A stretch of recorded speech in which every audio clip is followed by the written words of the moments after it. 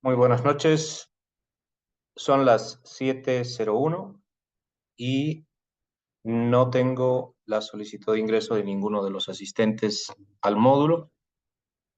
Para fines de registro, comienzo a grabar.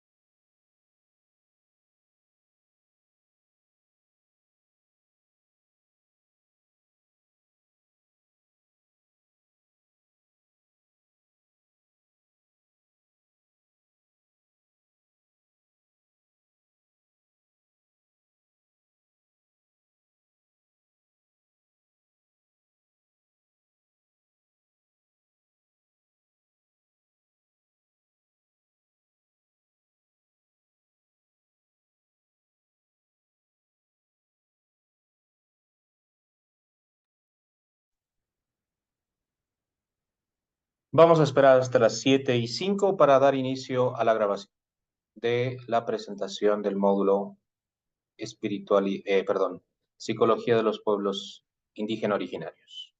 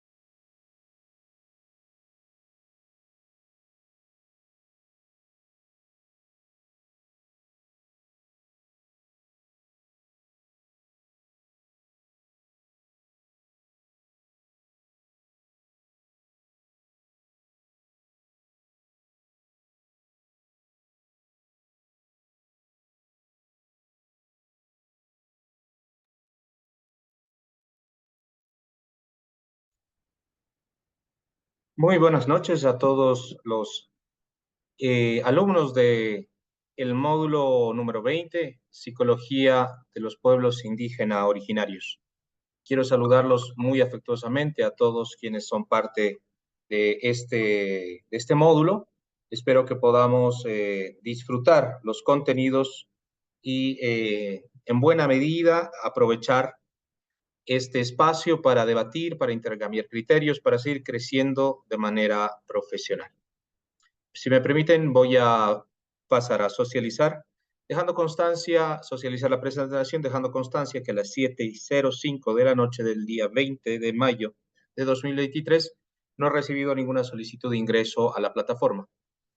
En consecuencia, procedo a compartir mis presentaciones.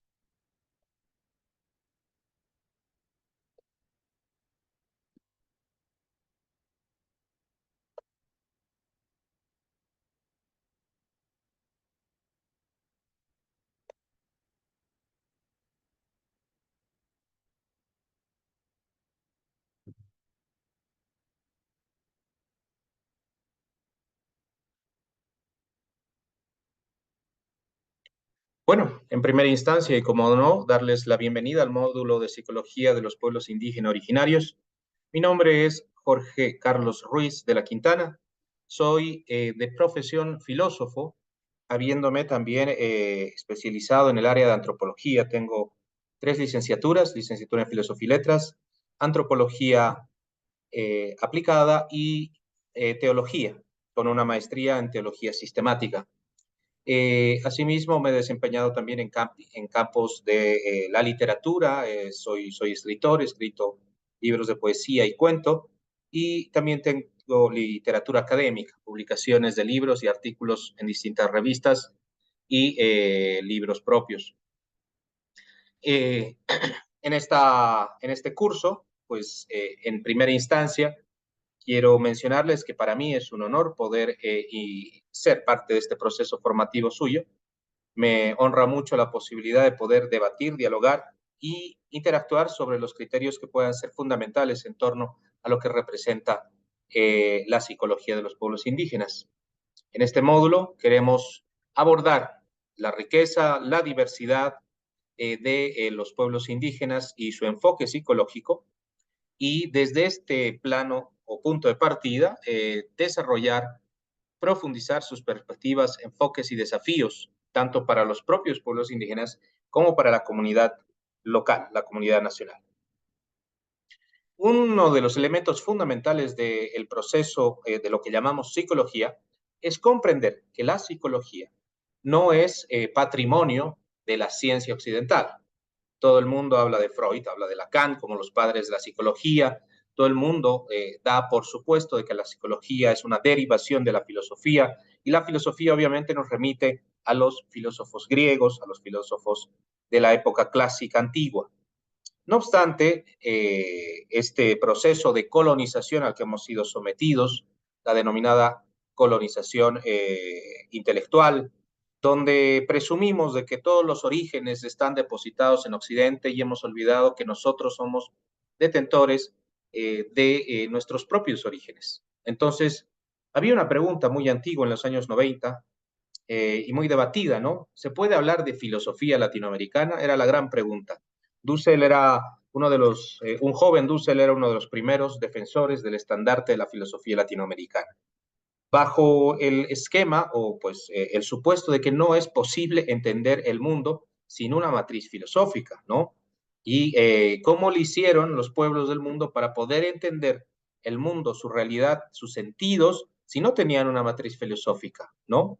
Entonces, tuvimos que esperar a que vengan los europeos y nos cuenten de Platón, de Aristóteles, para entender el mundo, para poder desbordar nuestra propia imaginación, nuestro pensamiento y nuestra conciencia de la realidad del mundo, el ser humano y lo divino, lo infinitamente otro, para poder entender lo que significa el ser humano, lo que significa nuestra realidad, lo que significa nuestro entorno, lo que significa comprender nuestra finitud. Entonces, no nos engañemos, seamos francos. Cuando hablamos de psicología, podemos hablar sin lugar a dudas y con toda franqueza de psicología indígena. Porque así como podemos hablar de filosofía indígena, la psicología indígena precisamente nos habla de aquel tipo de comportamiento que nos permite desarrollar una relación con los otros, una relación con el mundo, una relación con lo infinitamente otro, o lo que llamamos la divinidad, lo que llamamos Dios. Esa relación se establece a partir de estructuras de pensamiento que redundan precisamente en lo que la psicología occidental llama justamente el sujeto. Dentro de esta dinámica, nosotros lo que queremos es, en buena medida, comprender lo que significa hablar de psicología de los pueblos indígenas originarios. Los pueblos indígenas originarios abordan y profundizan en torno a sus propias matrices conceptuales. Entonces, si la psicología contemporánea, que es la que pensó Freud, Lacan y todos los que más tarde le siguieron la construcción de esa rama de pensamiento que se llama psicología, que sobreabunda sobre el yo, el ello, el super yo, que sobreabunda sobre las preguntas de la intimidad personal del individuo y del sujeto, en contrapartida, lo que llamamos psicología de los pueblos indígenas es una estructura de pensamiento sobre nuestra psique a partir no de un individuo, sino de la comunidad. En la unidad temática 1, ¿qué es lo que vamos a procurar desarrollar? Es una introducción a la psicología de los pueblos indígenas. En esta unidad vamos a trabajar sobre aquello que llamamos psicología indígena, vamos a explorar sus orígenes, cuáles son sus enfoques, vamos a comparar el origen y el enfoque de la psicología occidental con el de la psicología indígena originaria. Aquello que denominamos en este módulo en contrapartida a la psicología occidental, psicología indígena, tiene sus matrices, sus orígenes, sus puntos de partida muy atrás de la psicología occidental.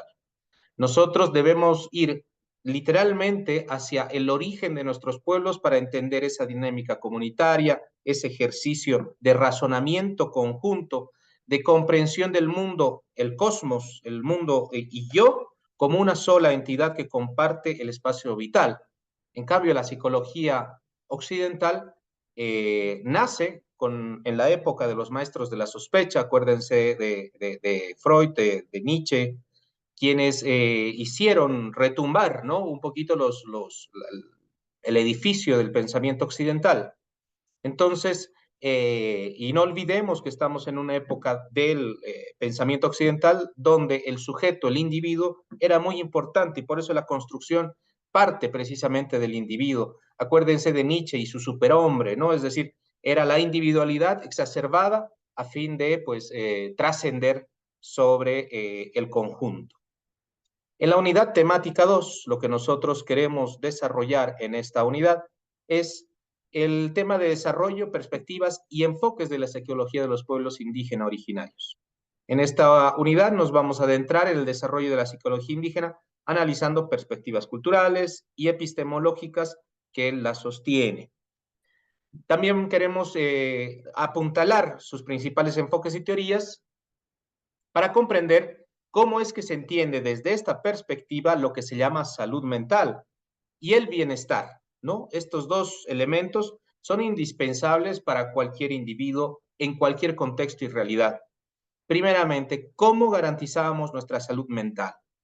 De eso se trata la psicología. Nos tratamos el cuerpo con aspirinas cuando nos duele algo, con analgésicos cuando tenemos algún dolor, con desinflamantes cuando nos golpeamos, pero ¿y la cabeza? ¿Eso con qué nos tratamos? Eso se cura, se ayuda a sanar, se mantiene saludable a través de tratamientos de índole psíquica, ¿no? Lo que llamamos la psicología. Entonces, siguiendo el decurso de este proceso formativo, en nuestra tercera unidad trabajaremos la relación histórica de la psicología de los pueblos indígenas originarios. Es recién hasta la unidad 3 que vamos a hacer un recorrido histórico. Las dos primeras unidades lo que vamos a hacer es, en primera instancia, mirar la relación y comparación que podemos hacer entre la psicología occidental y la psicología de los pueblos indígenas originarios. En la segunda unidad vamos a trabajar los fundamentos primordiales de la psicología de los pueblos indígenas originarios. Vamos a profundizar sobre aquello que llamamos psicología de los pueblos indígenas originarios. En esta unidad 3 vamos a hacer un recorrido histórico, precisamente desde las génesis mismas de los pueblos indígenas hasta la época contemporánea. Vamos a pasar por la colonia, vamos a pasar por la república, vamos a pasar por la época moderna, para aterrizar en el actual contexto en el que vivimos. En esta unidad queremos desarrollar estas etapas, analizaremos las formas de vida de nuestros pueblos, su espiritualidad, su forma de organización y sus estructuras de poder. No olvidemos que este es un elemento fundamental a la hora de entender también la salud mental. ¿Cómo se ejercen los poderes? Si ustedes recuerdan, ya han estudiado a Foucault, Foucault habla mucho del poder para entender cómo los mecanismos de dominación empujan a la gente a vivir o sometida o sometiendo. Entonces, esto genera una estructura un poco extraña y ciertamente un poco perversa, en el sentido de que muchos de nuestros comportamientos psicológicos dependen de cómo nos han criado nuestros padres, dependen de cómo nos tratan nuestros profesores, dependen de cómo nos relacionamos con nuestro jefe, depende de cómo nosotros somos con nuestros subordinados. Las relaciones de poder tienen íntima relación con lo que llamamos, con lo que nosotros llamamos bienestar psicológico, ¿no?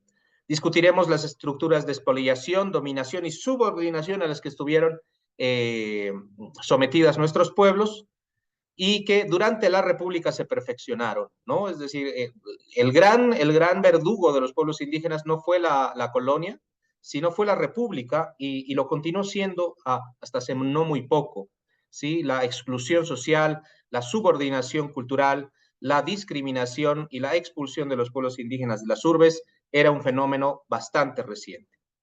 Y bueno, vamos a trabajar también sobre la emergencia de la modernidad y trataremos el tema de los maestros de la sospecha para dar el gran salto a el contexto actual de los pueblos indígenas originarios, de su psicología, de su apuesta y de su aporte dentro de la psicología contemporánea.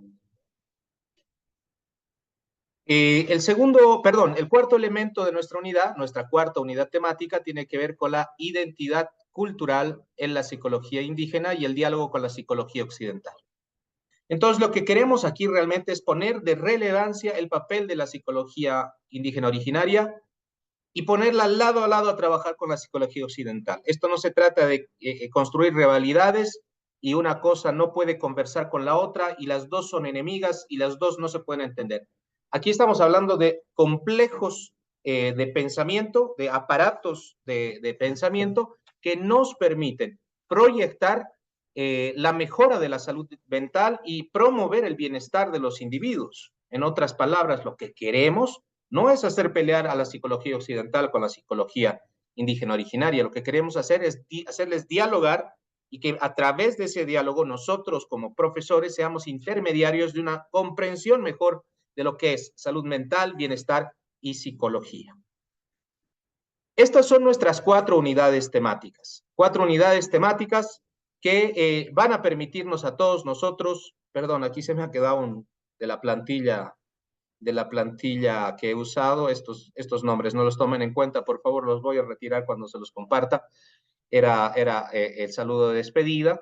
Quería decirles que pues con esto cerraría la presentación de nuestros contenidos para dar paso ahora, si me permiten, por favor, a nuestra otra exposición.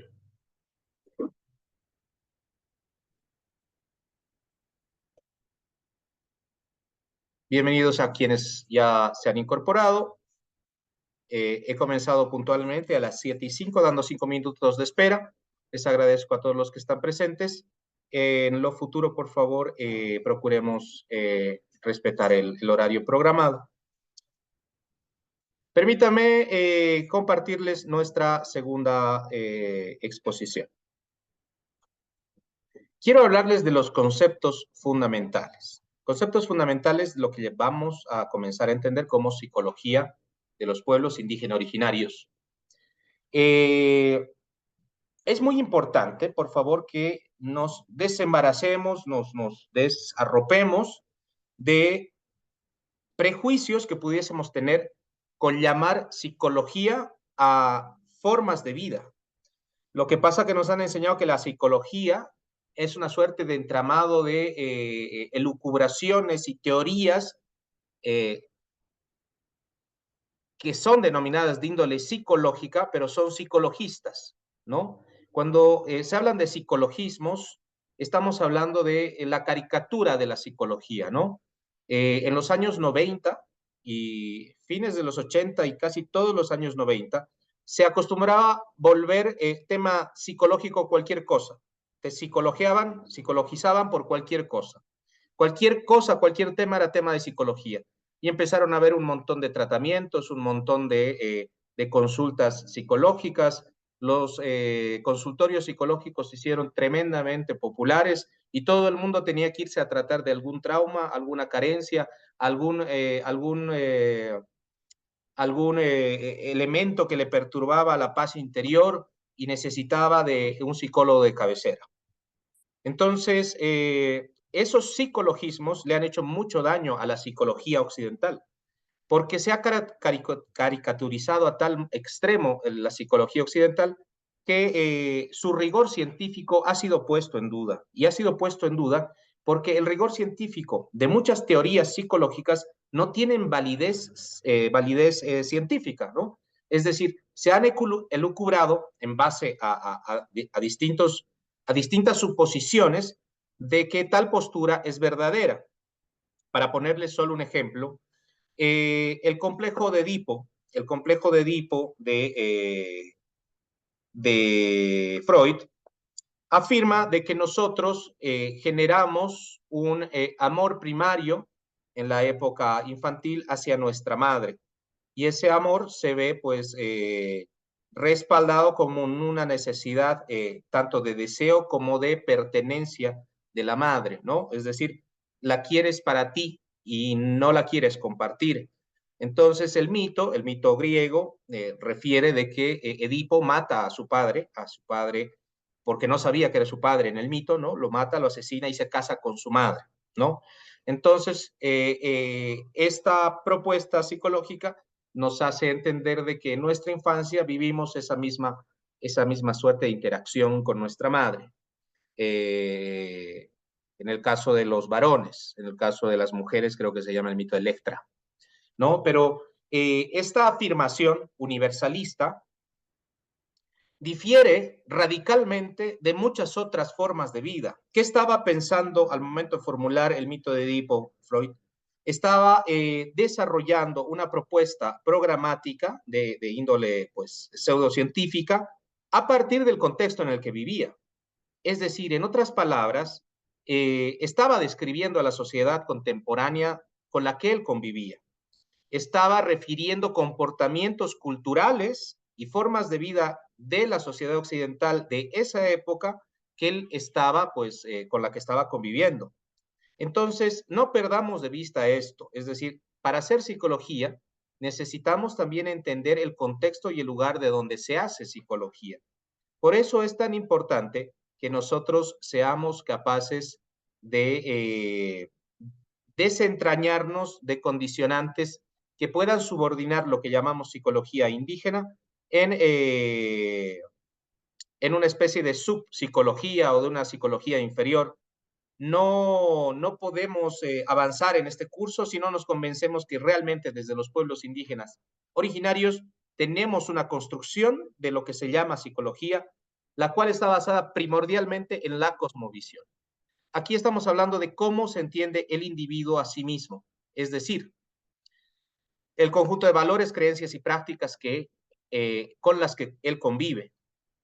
También tiene que ver con la visión holística con la que se interconecta con la realidad. También la interdependencia entre los seres humanos, la naturaleza, los espíritus o las divinidades que nos habitan. Ustedes, quienes tienen experiencia en la vida rural, quienes tienen familia que ha vivido en el campo, saben perfectamente que las montañas tienen un nombre, que son nuestros achachilas, que son nuestros protectores. En el oriente, los hichis son espíritus que viven dentro del monte, viven dentro de la selva y nos protegen, nos cuidan, evitan que nos pasen calamidades o hasta juegan con nosotros. Entonces debemos ser conscientes radicalmente de que el tema de la cosmovisión arma un aparato conceptual que finalmente le da razón y sentido a nuestra psique. Filosofía de vida, es decir, cómo decidimos vivir nosotros para encarar el futuro, el presente y el pasado. En otras palabras, la filosofía de vida nos permite, en buena medida, posicionarnos frente al mundo. Es decir, qué lugar vamos a ocupar, de dominadores o de dominados, de comunitarios o anticomunitarios. ¿Sí? Aquí lo que se busca, esta filosofía indígena originaria, busca la armonía, el equilibrio, el respeto con todas las formas de vida. Esa filosofía genera una conexión profunda del individuo. Acuérdense esto, ¿no? El individuo y la comunidad es el gran debate entre estas dos psicologías. La psicología indígena privilegia a la comunidad por encima del individuo y la psicología occidental privilegia al individuo por encima de la comunidad. Y otro elemento es individuo, comunidad y tierra, juntos promoviendo la reciprocidad y la colaboración conjunta para garantizar el éxito del presente y el futuro de nuestras generaciones. La conexión con la naturaleza este es un tema capital y lo puedes ver en los pueblos desde Norteamérica hasta la Patagonia. No hay pueblo que en el continente americano no haya desarrollado, a partir de una conexión con la naturaleza, un vínculo espiritual con su mundo. Hay una conexión con otros seres vivos, con otras realidades existentes que tienen una historia y tienen una vida. No se olviden de esto porque esto es muy importante. Para el mundo occidental, lo que está fuera de nuestros sentidos son cosas que tenemos que comprender. Ahí están las piedras, están los animales, están las plantas, ¿no?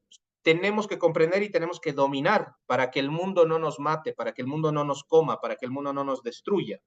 En cambio, desde nuestra perspectiva, lo que hacemos es trabajar para sostener una relación armónica con el entorno y dialogar con otras entidades vivientes.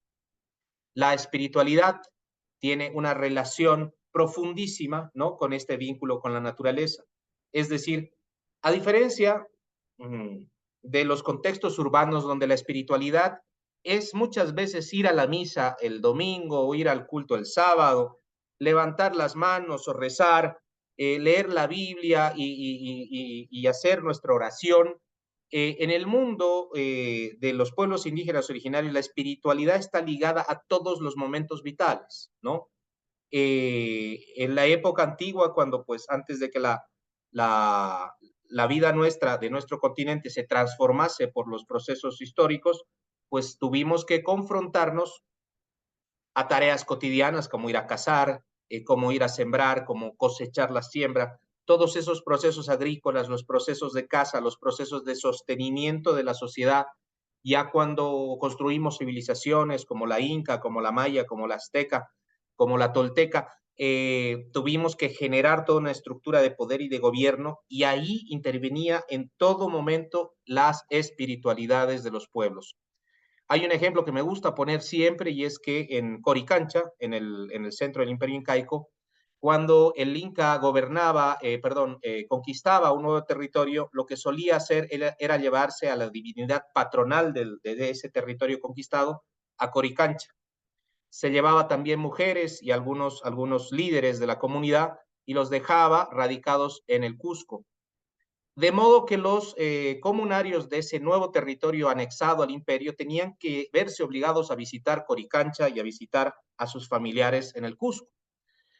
En Coricancha tenían los dioses de todas las comunidades que había conquistado el imperio. Entonces, todo el panteón religioso de todas las culturas que formaban parte del Tahuantinsuyo estaban reunidas en Coricancha.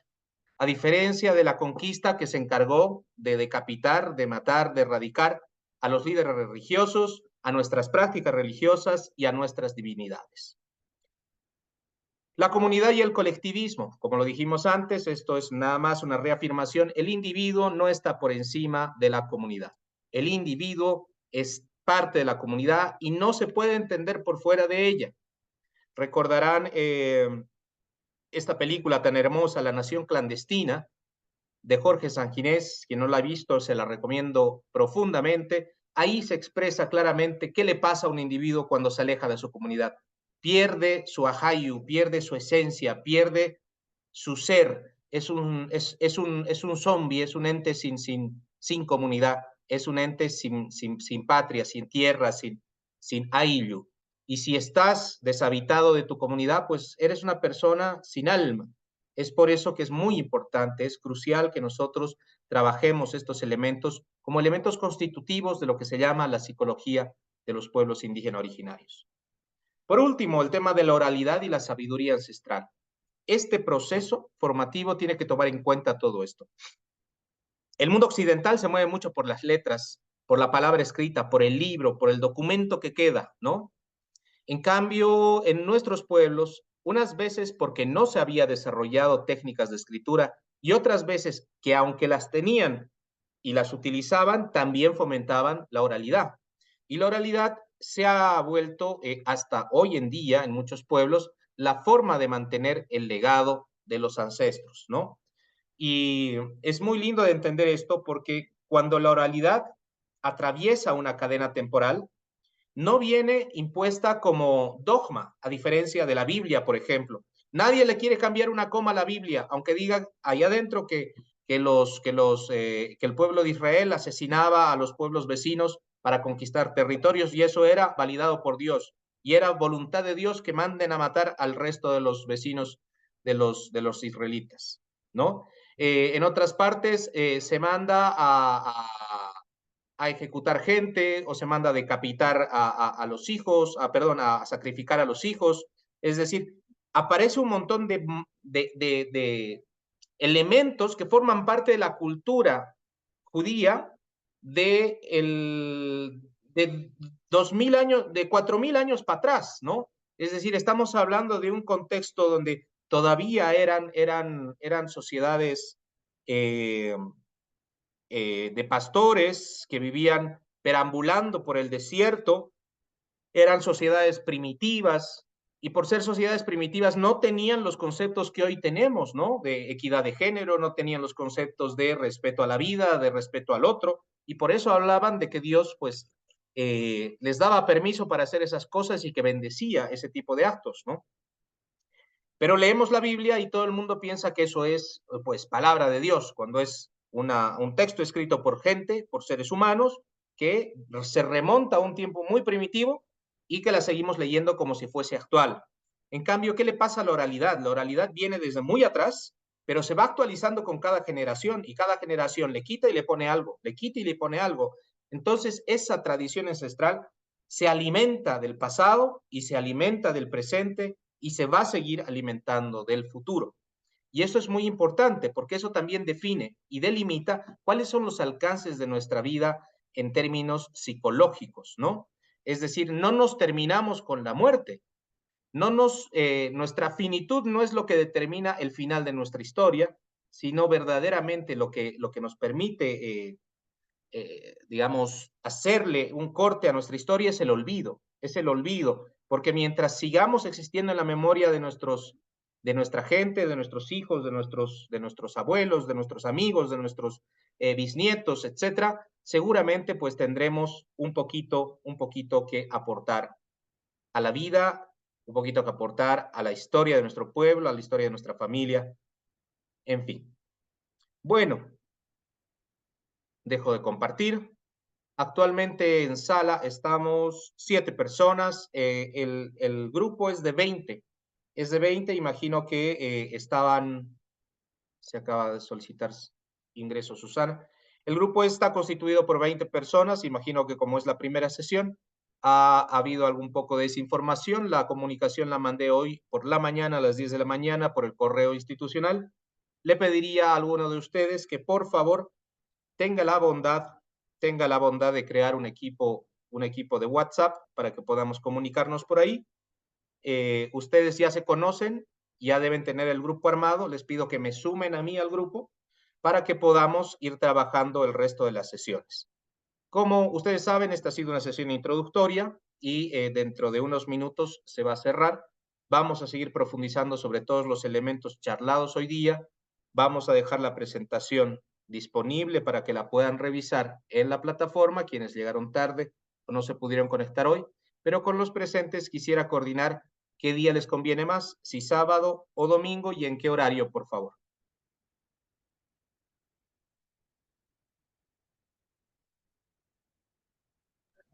Licenciado, buenas noches.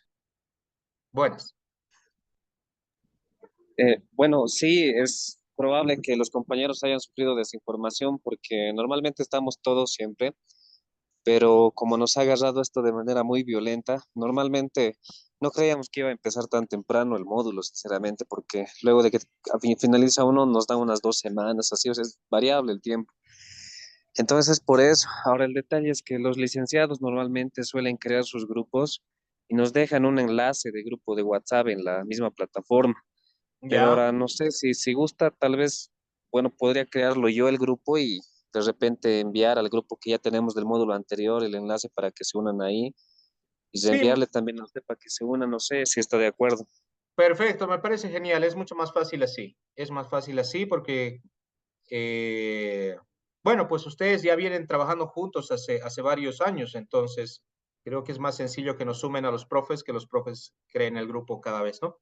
Entonces, envíenme el enlace para